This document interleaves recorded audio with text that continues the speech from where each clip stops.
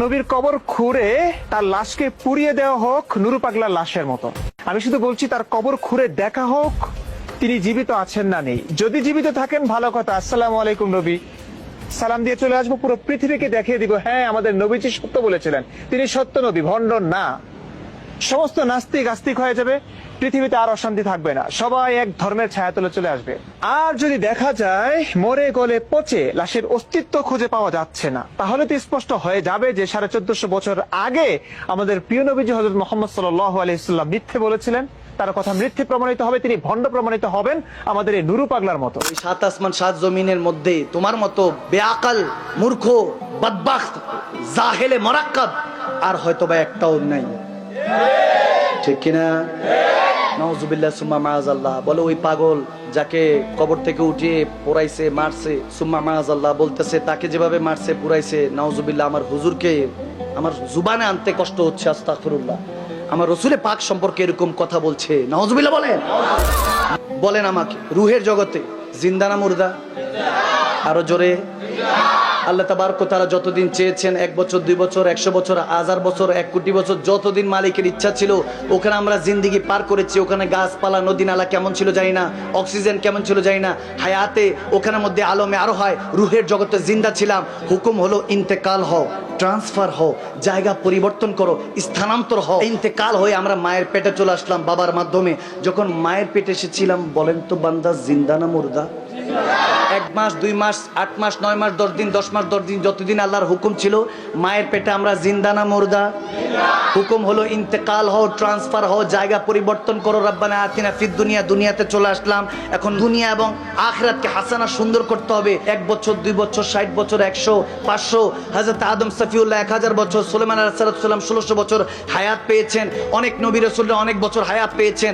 বলুন বান্দা, এরপর কুল্লু নাফসিন যায়কাতুল মউত, ইন্তেকাল হয়ে আবার ট্রান্সফার হয়ে জায়গা পরিবর্তন হয়ে কবরে যাব, জিন্দা না মুর্দা? আওয়াজ দেন, জিন্দা না মুর্দা? জিন্দা। এরপরে ওখান থেকে যতদিন পর্যন্ত সিংহায় ফুট না দিচ্ছেন ঈসা আলাইহিস সালাম, কবরের মধ্যে থাকবো। নবী চিনলে নেয়ামত, না চিনলে কিয়ামত। আওয়াজ দেন, বাইট গিয়ে দিয়ে আওয়াজ দিচ্ছেন, আরো জোরে বলেন, ঠিক কিনা বলেন? এবার বলেন তো যতদিন আল্লাহর হুকুম হবে কবর থেকে যখন ইন্তেকাল হয়ে ট্রান্সফার হয়ে হাসর উঠবো, বান্দাগুলি জিন্দা না মুর্দা?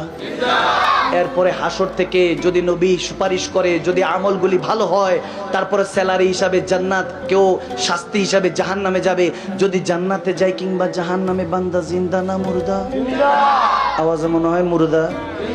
আরো জোরে বলেন, জিন্দা না মুর্দা?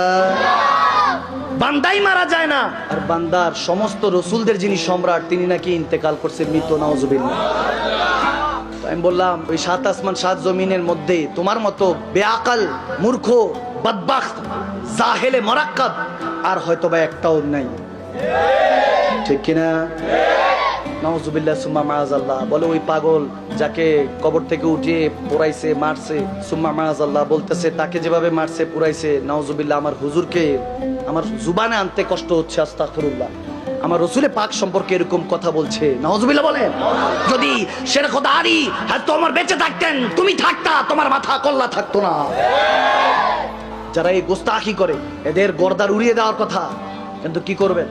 দেশে আইন আছে, কানুন আছে। আমাকে তো এমনি বলে হুজুরে এত কড়া কথা বলেন না। আমি বললাম আল হক মরুন, হক কথা তিত হলো বলতে হবে। তিত করলা খেলে রক্ত পরিষ্কার হয়, হকের কথা বললে ঈমান পরিষ্কার হয়, ঠিক না? যুবকদেরকে নষ্ট করে ফেলছে, সুম্মা মাআযাল্লাহ। শিখাচ্ছে যুবকদেরকে। আমার নবী 8-10টা মুর্দা মানুষের মতো মদিনাতুল মুনাওয়ারায় পড়ে আছে, নাউজুবিল্লাহ। বলে যদি নবীজি জিন্দা হয় স্ল্যাব খুলো দেখি, জিন্দা হলে তো ভালো, নাস্তিকগুলি আস্তিক হয়ে যাবে, মুসলমান হয়ে যাবে, কালমা পড়বে। কিভাবে বুঝাচ্ছে, কিভাবে ব্রেন ওয়াশ করছে, সুম্মা মাআযাল্লাহ। এই জাহেলে মুরাক্কাব, ওই আবু জাহেলের উত্তরসূরি এখনো আছে, সমস্যা নাই, আবু বকরের উত্তরসূরিরাও আছে। চাইলে গোস্তাখি করতে পারবে না। অনন্ত বিলম্বে আমি সরকার মহোদয় পর্যন্ত প্রধান উপদেষ্টা এরকম কুলাঙ্গারদেরকে আর কোনো কিছু বুঝতে চাই না। যারা জেনা করবে, বলাৎকার করবে, যারা দেশের টেনে দশেরটা খাইবে, যারা জুলুম করবে, অত্যাচার করবে, ওলি আল্লাহদের মাজারের মধ্যে আঙ্গুল তুলবে, শাহজালাল ইয়ামানি, শাহপুর ইয়ামানির উত্তরসূরিরা এখনো কোনো নাকে তেল দিয়ে ঘুমে নাই। আমরা এখনো মাঠে ময়দানে আছি। আমরা বলতে চাই সরকার মহোদয় পর্যন্ত যারা প্রশাসনের দায়িত্বে আছেন, যারা আমার হুজুরে পাককে নিয়ে গোস্তাকি করবে, আমি মাদানী সাহেবের 14 গোষ্ঠী উদ্ধার করো, আমাকে যা ইচ্ছা তা বলো, আমার মা বাবাকে নিয়ে সব কিছু বলো, কিন্তু আমার নবীর শানে, রব্বে করিমের শানে, ইসলামের শানে, আহলে বায়াত সাহাবায়ে রাসূল আল্লাহ ওয়ালাদের শানে যদি কোনো গোস্তাকি হয়, 18 কোটি মুসলমানের ঘর থেকে যে আগুনের লেলি হান বের হবে সেটা কেউ দাবায় রাখতে পারবে না। হাত তুলে আল্লাহকে দেখে বলেন ইনশাআল্লাহ বলেন। সেই নবীর শানে কেউ গোস্তাকি করলে এক চুল পরিমাণ তাকে কোনো ছাড় দেওয়া হবে না। আইন আছে, আদালত আছে, সম্মান জানিয়ে বলছি, মুসলমান অর্থ শান্তিপ্রিয় জাতি, ইসলাম মানে শান্তির ধর্ম, যেমন নাম তেমন কাম। আমরা শান্তিতে বিশ্বাসী, আল্লাহ ওয়ালাদেরকে মহাব্বত করবেন। আপনার যদি আকীদা, আমরা জানি হাতের 5 আঙ্গুল সমান না, যে জিনিস ভালো বেশি এটা নকল হয় বেশি। আল্লাহ ওয়ালারা ভালো, তো এই জন্য এগুলো নিয়ে ব্যবসাও চলে।